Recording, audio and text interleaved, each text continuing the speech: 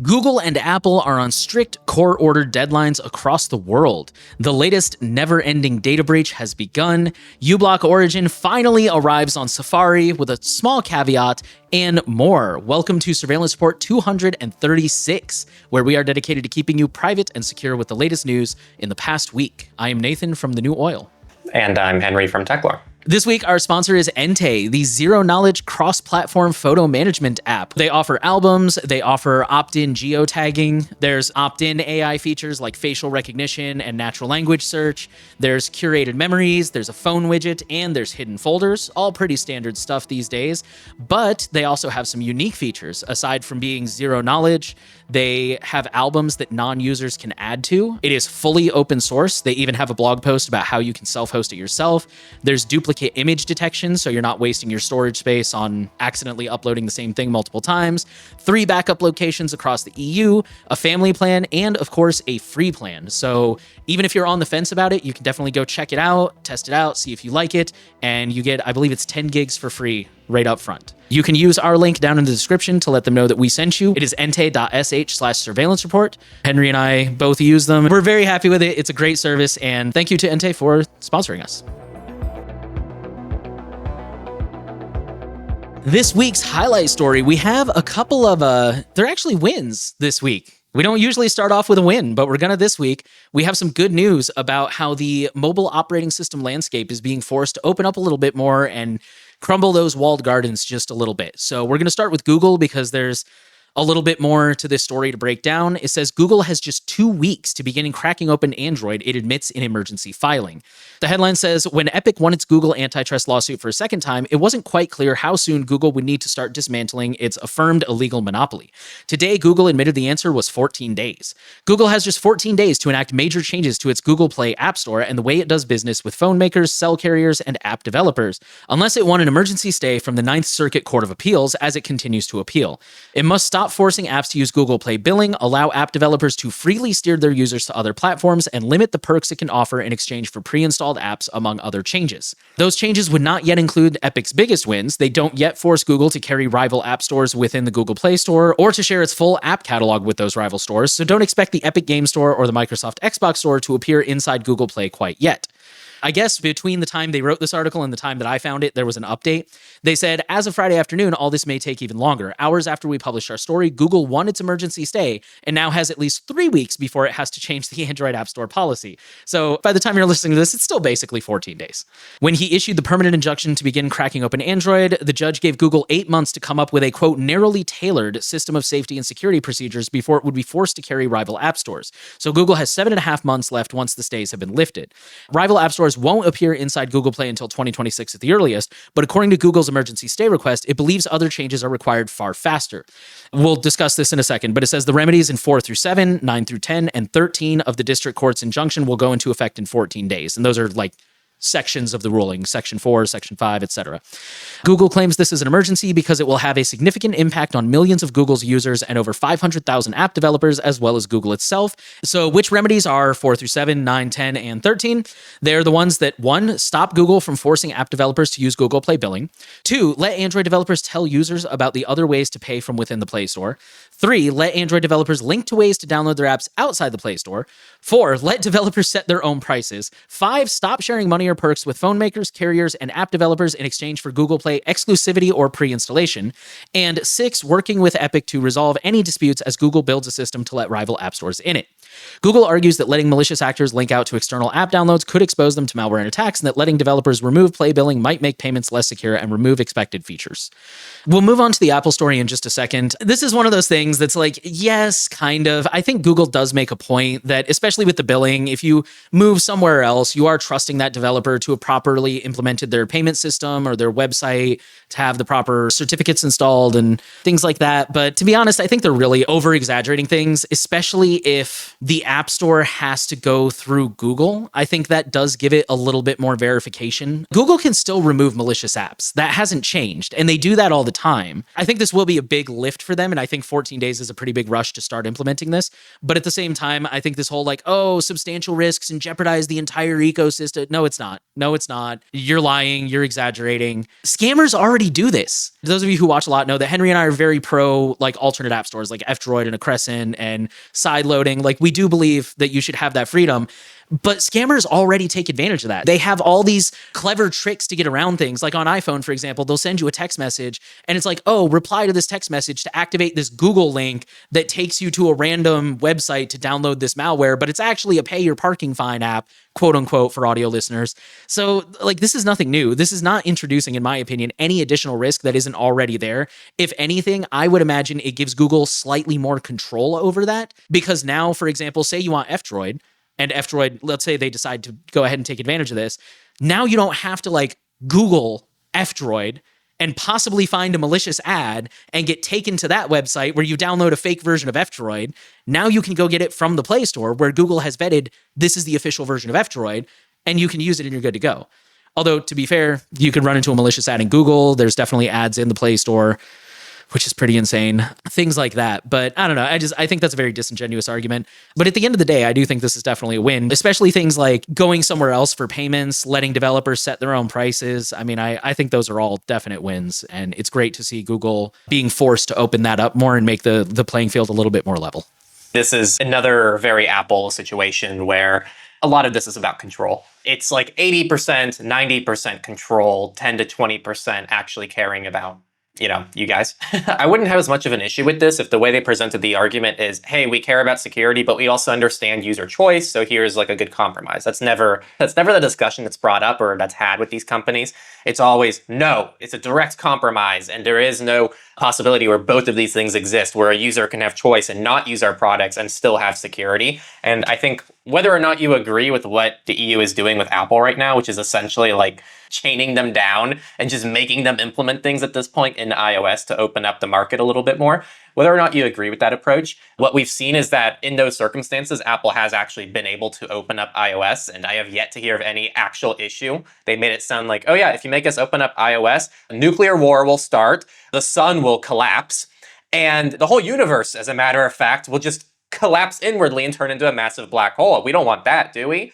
And you know what? Things are fine. People are using third-party app stores in the EU. They have access to third-party browser engines over there. No one's actually built a third-party browser engine because why would they? Because it's still super inconvenient. But the point is, it's fine. And they actually have some really cool things over there in Europe in terms of some of the extra features they have that I wish I could have here. So those are my thoughts. I remember after that story, after that law went into effect, Brave said they saw a massive spike in downloads because one of the requirements was you have to give users, when they launch it, you have to give them a screen that says, which browser do you want to use? And Brave was one of the ones that got included. I think DuckDuckGo saw a huge spike too. So I agree with you. There is an argument to be made for yes, there are security risks with this, but I think it's 90% just no, we want control and we're going to pretend this is, what do they call it? Concern trolling. And then part 2 of this story comes from Apple in Japan. Japan says Apple must live browser engine ban by December. So Henry was just talking about this. For those who don't know, largely the browser you use on iPhone doesn't, I think it's just iPhone, not on Mac. But the browser you use on iPhone doesn't really matter because they have to all be based on WebKit, which, to be fair, WebKit itself is open source, but Safari is not. And, different browser engines do things differently. So Brave and Chrome, most browsers actually are based on Chromium. Firefox is based on, Gecko? I think. Yeah. And then Safari and all the iOS browsers are based on WebKit. They all have different strengths and weaknesses. For the record, I know I'm doing a little bit of analysis up front. I do feel like it's still worth exploring other browsers because Brave still does do a lot of privacy preserving things that Safari does not. It's not as comprehensive as the desktop or the Android version, but in my opinion, it's still better than Safari, or you have to make some heavy changes to Safari. Again, there's pros and cons to everything. But the point is, right now, all iOS browsers are based on WebKit. Henry, is that true in the EU as well? Or is that one of the things the DMA had to open up? You mentioned that briefly. Yeah, under the DMA, Apple's now required to allow third-party browser engines. So yeah, it's already passed, but this is one of those things, the reason why we're not seeing them in Europe isn't because it's hard to do necessarily. It's just if I'm Google and I'm building Chrome and the whole world is still tied to WebKit. I'm not going to be developing this whole nother Chrome for iOS just for one region of the world that I now have to push updates to and maintain. Now I have to maintain essentially two browsers for iOS. Chrome doesn't want to deal with that stuff. It's just going to want a seamless experience that's global and that won't separate users. To be fair, that's what we thought was going to happen with Apple in general, but then they decided to make two versions of everything. True, but I think Apple is a lot more incentivized to actually keep all this stuff only in Europe because they don't want it expanding in other places, whereas Google is incentivized to do the opposite, which is just keep everything else the same. And Google has the option, that's the difference. Google has the option to essentially create their own engine or just keep doing what they've been doing. Apple doesn't have that option. Apple's literally, again, like I'm just picturing like Apple as a company just being like pushed down like to the ground by Europe with like their hands on the back of their neck. Like you can't move. Europe is stifling innovation. Yeah, I know. I'm already like triggering the stifling innovation people, which look, I get it. Like I also don't want to stifle innovation, and we can flip a lot of these arguments on their head. What if these governments were, putting these requirements on privacy respecting companies like Proton, like Europe is also trying to do right now, and it's the same issue. So I get the polarization of this, but I also would hope that those people agree that what Apple is doing is completely unfair, is a total monopoly, and doesn't let people like Proton excel. So I don't know what the solution is. It's a complicated situation that I think people refuse to acknowledge.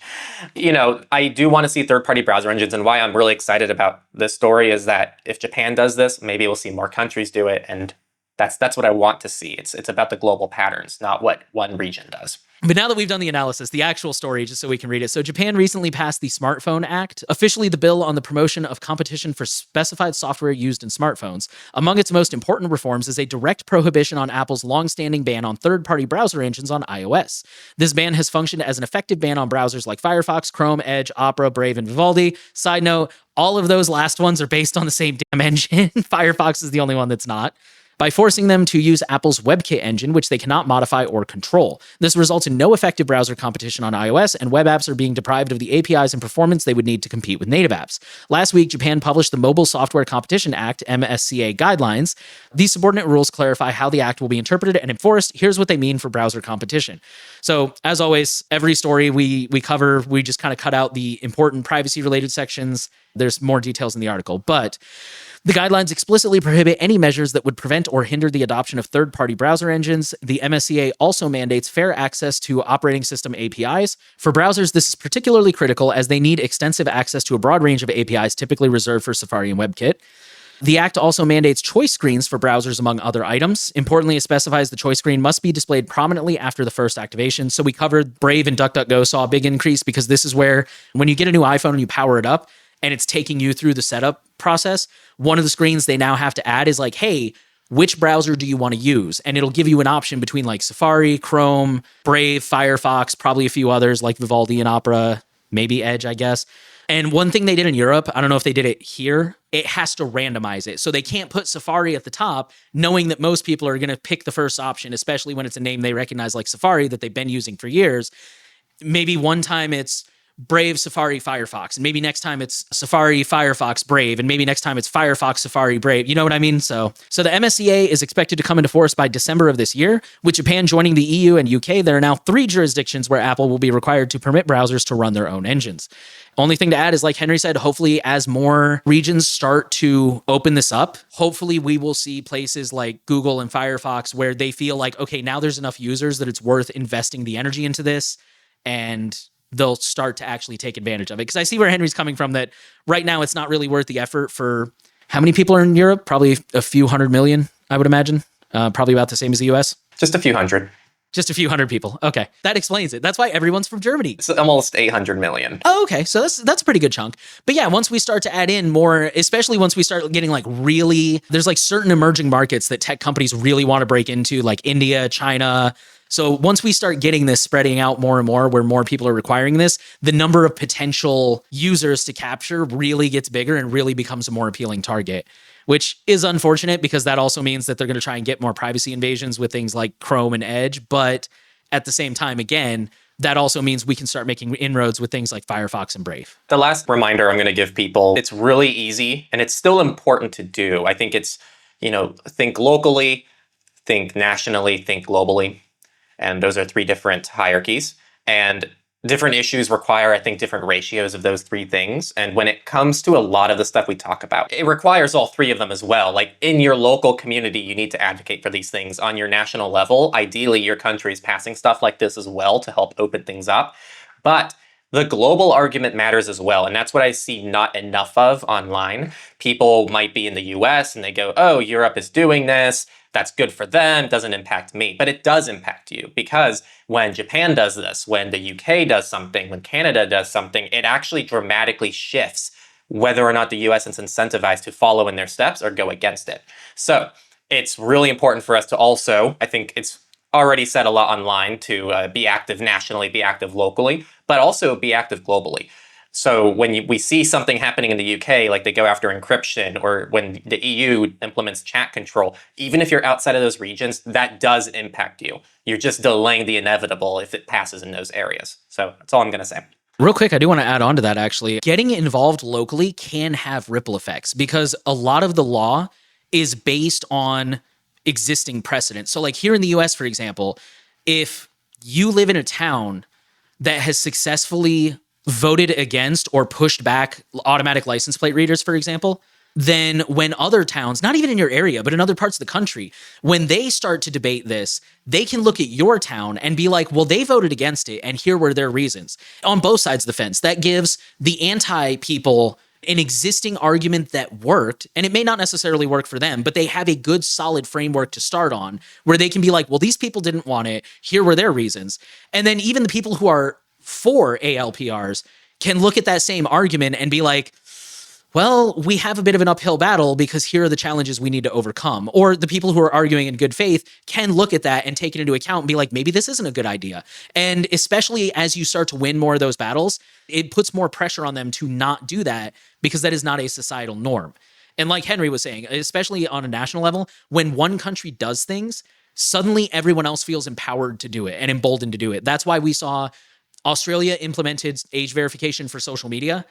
And all of a sudden, everybody else was like, oh, hey, let's do it. That was a big highlight story, but a lot of important stuff. Would love your feedback. And now we're going to dive into data breaches. And we're going to start by just covering Salesforce, who had a data breach. Pretty much a financially motivated hacker group has been targeting the Salesforce instances for months in a campaign that uses voice phishing to engage in data theft and follow on extortion attempts, according to the Google Threat Intelligence Group. I'm trying to simplify this a little bit. So essentially, there are impersonated IT workers, and this happens via voice phishing. It gets access to multinational companies. And as part of the engineering campaign, they trick workers at these companies into visiting the Salesforce connected app setup page, at which point the attackers use an unauthorized malicious version of the data loader app to access and steal sensitive information from the environments. Beyond the immediate data thefts, the hackers were able to move laterally within target networks, accessing victims' other cloud services and moving into internal corporate networks. They did warn about these social engineering attacks in a March blog post, and a company spokesperson did tell cybersecurity data that there's no indication the attackers are linked to any vulnerability in the platform itself, so it's just relying on phishing. So Salesforce urged customers to enable MFA, limit access privileges, and restrict login IP addresses in the blog. And it wasn't immediately clear why Salesforce instances were particularly being targeted or how the hackers learned about the Salesforce tool. Google researchers have not observed other threat actors using the tool. And there were other brands that were hit this week as a result of this breach. So this is kind of one of those that impacts other companies. Chanel, Cisco, Pandora, Google, Air France, and KLM. And in the instance of Cisco, it's a bit unconfirmed, but it's speculated to be Salesforce. Our next data breach comes from France, where the telecom giant, I'm totally going to screw this up, Bouygues, affects millions of customers. So this is the third largest phone carrier in France, and the hack allowed the intruders to access the personal information on 6.4 million customer accounts. For context, they have 26.9 million mobile customers, so that's a pretty good chunk of users. They said they detected the attack on August 4th, but did not give a time frame for when the breach was remediated, or I noticed they said they detected it, so we don't know if it was going on longer or how long they had access. In a separate page dedicated to victims of the cyber attack, they said the stolen data includes contact information and contractual data, their civil status or company data if the subscriber is a professional, as well as IBANs or international bank account numbers. At the time of the publication, the web page about the cyber attack contains a hidden no index tag in its source code, which instructs search engines to ignore the page, making it difficult for anyone searching the web to find the page. Columbia University had a data breach that impacts nearly 870,000 individuals. The impacted data that is confirmed of these individuals is people who sent applications in. It's unclear if this also impacted staff or anybody else, but the notice is in context of students, and it leaked students' date of births, social security numbers, and any personal information you provided in connection with the application to Columbia. So even if you aren't in the university, you might have still been impacted by this, is what it sounds like. PBS confirms data breach after employee info leaked on Discord servers. So basically, there's a file going around on certain Discord servers. So this one's really interesting, actually, because this doesn't seem to be any sort of like malicious intent per se, like not in the usual sense that we see. Here's a statement from somebody at PBS. They said the young adults, teenagers, and kids sharing it seem to be doing so more out of a sense of novelty, rebellious curiosity, or simply to gain a bit of notoriety within their peer groups. It's less about exploiting the data and more of a cool factor of possessing it. That being said, the potential for misuse is obviously there. Bleeping Computer obtained the file and confirms it includes corporate contact information for just under 4,000 PBS employees and affiliates. This includes employee's name, corporate email, title, time zone, department, location, job functions, hobbies, and supervisor's name. There is a Pi-hole data breach triggered by a WordPress plugin flaw. So it stemmed from the plugin GiveWP, a WordPress plugin used to process donations on the Pi-hole website. And it made donor information publicly accessible without requiring authentication or special access privileges. They did disclose the number of customers, but the Have I Been Pwned data breach notification service saying it impacted almost 30,000 donors, with 73% of them already in the database. And it looks like it mostly impacted names and emails, as far as I'm able to tell. No financial data was compromised because it was all done via Stripe and PayPal. So that was through those platforms, even though the plugin was facilitating that. Quick note also, it says that Pi-hole wrote a blog post analyzing the incident. So if you've donated and you're worried you might be impacted, go ahead and check that out. There's a link in the article. U.S. Judiciary confirms breach of court electronic record service. Politico stated that the breach impacted multiple federal districts, including the CM/ECF and PACER directly, which is the backbone of the federal court document management. To be honest, that's kind of all we know. The article didn't really have details because the government hasn't really released a lot of details. They just said, yes, we've had a breach. This is the systems that were impacted. I think they're still in the investigation phase. So if we hear any updates about how many people were impacted or what data was taken, we'll be sure to update you guys. Some context here, we did some coverage for the T-App data breach, which is an app that brands itself and markets itself to be towards women who are trying to keep themselves safe from men. So they essentially create an ecosystem where they can share information about men they go on dates with. However, they got hit with a data breach, and to TLDR, a lot of men feel like the app itself was a privacy invasion on their ends because they weren't even able to register or delete their information. And a lot of people thought that this is a necessary thing for women, and it's also unfortunate they were caught in a data breach. Complicated situation, and just to make this whole situation even more complicated and ironic along the way, there's a T-App for men that is leaking its users' personal data and driver's licenses. So the app, which launched on the Apple App Store earlier this week, is a response to another viral app, T on Her, which is now ranked number 2 among lifestyle apps on iOS, appears to be a direct rebuttal to the T app, even copying the language from its own description in its listing. But T on Her had at least one security flaw that allowed anyone access to data belonging to T on Her app users, including their usernames, email addresses, and driver's licenses and selfies that users uploaded to T on Her. Images of those driver's licenses are publicly accessible web addresses, allowing anyone with the links to access them using their web browser. What's really interesting is that when we covered the T breach, it was reported to be about 13,000 users, whereas this one is 53,000 users. As a follow-up to this, TechCrunch also identified a potential second issue in which an email address and plain text password belonging to the app's creator was left exposed on the server. The credentials granted access to the app's admin panel, and they did not use the credentials, as doing so would be unlawful, but they highlight the risks of inadvertently leaving admin credentials exposed to the web. Along with the security flaws, the content portrayed with T on Her is troubling in itself because it requests selfies from users, which is a process that's not automatic. Users can access a guest view of the app without signing in, etc. I am firmly in the camp, and we can leave this in the public version, it doesn't have to be in the patron version, that I stand for good privacy practices across the aisle. And I will start by saying both T and T on Her miserably failed in protecting their own users, which should have been their number one thing that they were trying to do, given they're both branding themselves as protecting the people who are using the platform from people who they think are harming them, whereas the platform themselves is probably doing the most harm to them along the way. So that is the number one problem here, and I think people really need to target that as the number one issue. As for like the ethical considerations here of like, oh, is it okay to post about somebody who you think is harmful in a space that they don't have control over? I don't know. I'm really mixed on that myself. I feel like that's something that is really hard to regulate. I can see the privacy invasion on both ends. I don't know how I feel about it, but I think that whatever the decision is should apply to both men and women. I don't think any of that should be a hot take, and I don't know why the internet is so weird about this story. This isn't, in my opinion, that controversial of a story. I think we just need to try to hold equal standards here. Our last story is another small update. Sex toy maker Ente threatens legal action after fixing security flaws that expose users' data. So last week we talked about this internet-connected sex toy that had some vulnerabilities exposed. It allowed users to find a user's private email address, allowed attackers to remotely take over a user's account, and even, I may be mixing this up, but I think they could like send notifications. That might be me remembering the T story. It was a thing. The company said that they did fix the bugs, but now their chief executive is considering taking legal action following the disclosure. In a statement shared with TechCrunch, the CEO said that the toy maker was, quote, investigating the possibility of legal action in response to allegedly erroneous reports about the bug. When asked by TechCrunch, the company did not respond to clarify whether it was referring to media reports or security researchers' disclosure.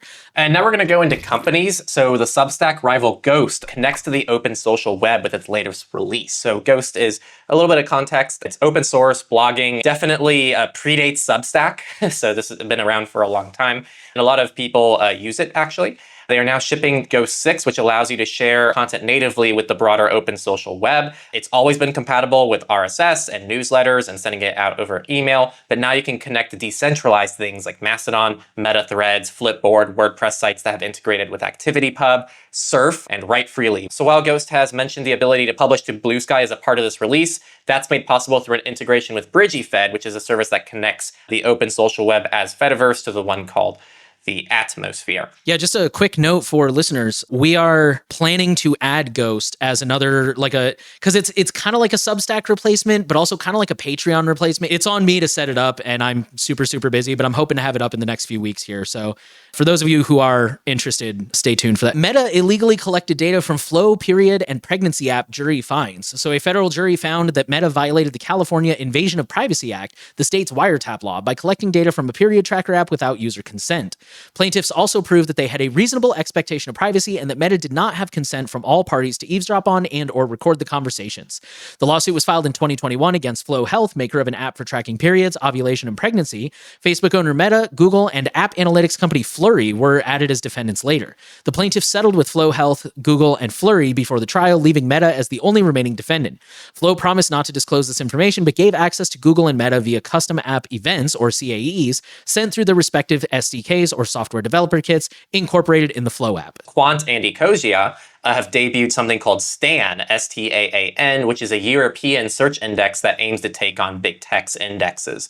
So this is called the European Search Perspective, EUSP, and the JV now aims to serve around 50% of French queries and 33% of German queries by the end of the year. Quant said it is using the new index to power some of its features like AI summaries and search, and Ecosia has plans to add some AI features soon to its platform too. EUSP is also in talks with companies to spur the adoption of its index for enabling search within apps. Notably, it is targeting chatbots, presenting Stan as a cheaper alternative to Google and Bing. Now it's time for research. This first one is just kind of more interesting than anything else. Hackers hijacked Google's Gemini AI with a poisoned calendar invite to take over a smart home. In a new apartment in Tel Aviv, the internet-connected lights go out. The smart shutters covering its 4 living room and kitchen windows start to roll up simultaneously, and a connected boiler is remotely turned on, ready to start warming up the stylish flat. The apartment's residents didn't trigger any of these actions. They didn't put their smart devices on a schedule. They are, in fact, under attack. Each unexpected action is orchestrated by 3 security researchers demonstrating a sophisticated hijack of Gemini, Google's flagship artificial intelligence bot. The attacks all start with a poisoned Google Calendar invitation, which includes instructions to turn on the smart home products at a later later time. When the researchers subsequently ask Gemini to summarize their upcoming calendar events for the week, those dormant instructions are triggered and the products come to life. The controlled demonstrations mark what the researchers believe is the first time a hack against a generative AI system has caused consequences in the physical world, hinting at the havoc and risks that could be caused by attacks on LLMs as they are increasingly connected and turned into agents that can complete tasks for people. So encryption made for police and military radios may be easily cracked. So this was from 2 years ago. Researchers in the Netherlands discovered an intentional backdoor in the encryption algorithm baked into radios used for critical infrastructure, as well as police, intelligence agencies, and military. When they disclosed the issue to the European Telecommunications Standards Institute, who developed this, they advised anyone using it for sensitive communication to deploy an end-to-end encrypted solution on top of the flawed algorithm to bolster the security of their communications. But now the same researchers have found that at least one implementation of the encryption solution endorsed had a similar issue that makes it equally vulnerable to eavesdropping. Because the encryption algorithm used by the device they examined starts with a 128-bit key, but this gets compressed to 56 bits before it encrypts traffic, making it easier to crack. It's not clear who is using this implementation, nor if anyone using devices with end-to-end encryption is aware of the vulnerabilities within them. There's a lot more technical information in the article that you can definitely check out. We always leave the sources down below in the show notes. Next up is politics, and we only have one story this week because we kind of covered most of our political stories at the top. U.S. Congress is launching an investigation into Flock after 404 media reporting. So this is a pretty quick article. 2 members of Congress have launched a formal investigation into the automatic license plate reader company Flock, or ALPR, and have demanded it turn over details of all searches of its national camera network concerning immigration and customs enforcement, customs and border protection, and abortions. The move comes after 404 Media revealed that local cops were performing lookups in Flock on behalf of ICE or for immigration enforcement, and that a Texas officer searched cameras nationwide looking for a woman who self-administered an abortion. Congressman Raja Krishnamurthy, a ranking member of the Oversight Subcommittee on Healthcare and Financial Services, and Congressman Robert Garcia, ranking member of the House Oversight Committee, are asking Flock for a briefing and answers to their questions, quote, to ensure that the public at large cannot be tracked without their knowledge or consent by potentially unaccountable and hostile officials, the letter reads. The letter also asks for voluminous documents concerning Flock's policies on data access, how many times Flock has blocked a data request, any misuse of its system, and mass communications between Flock and law enforcement customers. Up next, we're going to move into free and open source, the FOSS software category, and I'll go ahead and I'll just take the next few. I'm going to keep these brief. uBlock Origin Lite is now available for Safari on macOS and iOS, which is really exciting. The future of Accrescent is the next one. So Accrescent is an open source app store on Android that doesn't only host open source apps, but they do host pretty much anything, and they're aiming to be like a secure alternative to something like F-Droid. There's not many apps on there, but it is a pretty cool project. They did put out this article pretty much saying, hey, we need more funding. We want to go full time. We want to go ahead and improve our infrastructure. And so if you want to see kind of their finances and if you want to contribute to their cause, that's a way to do it. And they did update it to include some, I think, recent Monero donations they got for people who did want to help out there, which is pretty cool. Last one I'll take here, and then I'll hand it off to Nate. Mullvad has introduced Lightning payments via the Bitcoin Lightning Network. Lower fees, a little bit better privacy than regular on-chain Bitcoin. When you generate a Lightning invoice, you do not get refunds, but they do offer a 10% discount. And they also run their own Lightning node that you can use, just like with all their other cryptocurrency payments. So those are the 3 quick updates I have, and now Nate has more. Next story is a really quick one. Proton fixes authenticator bug leaking TOTP secrets in logs. Title says it all. If you submitted a bug report and you included your logs, your actual that QR code or that random string of characters was getting submitted to. This was only in iOS. Proton fixed that. Obviously, they immediately looked at this and went like, ooh, that's not good. The next one is an update. The Samurai Wallet people have pled guilty to money laundering. This is the CEO and the CTO admitted their involvement in the money laundering operation, pleading guilty to conspiracy for operating a money transmitting business that handled criminal proceeds, and are now facing a maximum sentence of 5 years in prison. As part of their agreements, they have also agreed to forfeit $237 million. The defendants were arrested in April 2024 and charged by the U.S. Department of Justice with 2 counts of conspiracy, which are operating an unlicensed money transmitting business with a maximum sentence of 5 years and money laundering with a maximum sentence of 20 years. The day they were apprehended, Icelandic law enforcement also seized their domains and servers, while Google removed the Android mobile app from the Play Store after being served a seizure warrant. According to court documents, the 2 also promoted Samurai as a tool for concealing illicit proceeds, clearly acknowledging its potential for illegal use. In one example, one of them referred to mixing as money laundering for Bitcoin, That was in a WhatsApp conversation. The other one advertised Samurai on a dark web forum as a way to make Bitcoin untraceable and for cleaning dirty Bitcoin, acknowledging the service's clients included dark and gray market participants. And in 2020, both of them tracked proceeds from a major hack and urged the hackers to use Samurai's Whirlpool service rather than report the crime to authorities. When the hackers chose a different service, both expressed disappointment on social media. And then this is actually our last story of the week because we didn't have any misfits. Linux desktop shares top 6% in 15 million system analysis. So in an interview, Landsweeper, which is an IT asset discovery and inventory company, revealed to ZDNet that in its analysis of over 15 million identified consumer desktop operating systems, it found that Linux desktops currently account for just over 6% of PC market share. This news comes after several other studies have shown Linux desktop is right around the 6% mark. And indeed, according to the US federal government website and app analytics count, the Linux desktop market share over the last 90 days has reached 6.3%, a new high. And I think it was just last week or the week before we said it was at like 5%. And that's all we had this week. So Google and Apple are on a strict timeline to open up their phones a little bit more across the world, which, you know, there's still a lot of work to go, but we'll take that as a privacy win. Baby steps, right? Little by little, we'll get there. The latest never-ending data breach has begun, so expect us to keep talking about the Salesforce data breach in the future. uBlock Origin has finally arrived on Safari, plus a lot of other news. And we'll let Henry tell you all about our sponsor this week real quick. Ente Photos is the sponsor of the week. They're a really great photos provider. They offer zero-knowledge encryption. They're fully open source. And I also love how they're cross-compatible. So you can use them on Linux, you can use them on iOS, you can use them on Android, you can use them on de-Googled operating systems. Like, it's super flexible. And it has all the features you would normally expect from Google Photos. So things like albums, geotagging, AI features, etc. Except it's all done privately and on device. And the cool thing is it's easy to share with your friends and family, so you're not going to be left out if you use Ente. Like, they have public sharing so that you can just generate a public link that anyone, even without an Ente account, can use. Pretty much a no-brainer if you want just a more private alternative to Google Photos. And they're offering a really cool service that is just like, register an account and just get started. You don't need to self-host anything, but you still can self-host Ente if you really want to, because it's open source. And they have a blog that lets you do it with literally one command.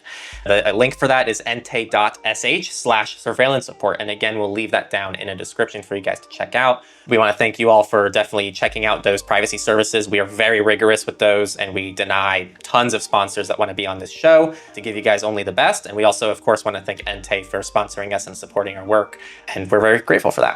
Yes, and we are very grateful for you listening to Surveillance Report. So again, we said this several times, but links to all the stories can be found in the show notes if you want to learn more about any of them. If you have a story that you think we should cover that we missed, please send it to news@surveillancereport.tech. Final thing we want to ask, please share the podcast around. We don't do any kind of marketing or advertising back here. Word of mouth is definitely the best way to help things spread.